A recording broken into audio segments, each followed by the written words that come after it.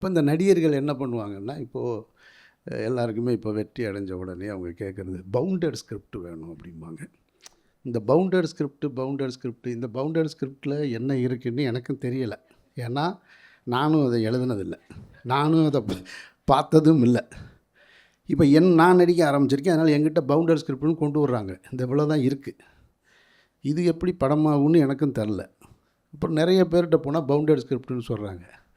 ஆனால் வர்ற படத்தெல்லாம் பார்த்தா உண்மையிலே பவுண்டு படிச்சுட்டு தான் நடித்தாங்களா அப்படின்ற கேள்வியும் நமக்கு இருக்குது. எப்படி இந்த கதையை சொல்லியிருப்பாங்க, எப்படி இதை சொல்லியிருக்க முடியும், இந்த பவுண்டடில் எப்படி எழுதியிருக்க முடியும் அப்படின்றதெல்லாம் இருக்குது. படப்பேர் சொன்னால் சங்கடமாயிடும்.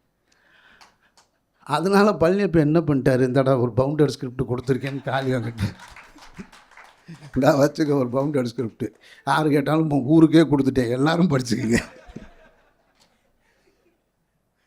அப்படி தான் நான் இந்த படத்தை பார்க்குறேன்.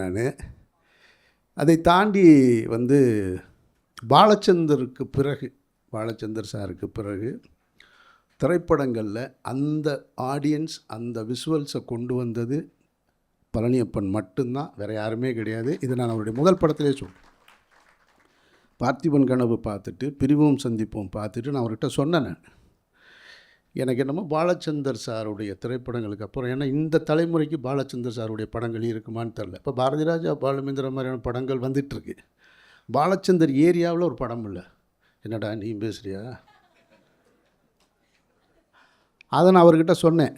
அப்போ அவர் சொல்லும்போது, அதெல்லாம் விடுங்க, வர்றது நமக்கு என்ன வருதோ அதை எடுப்போம், அதுதான் அவருடைய பாணி.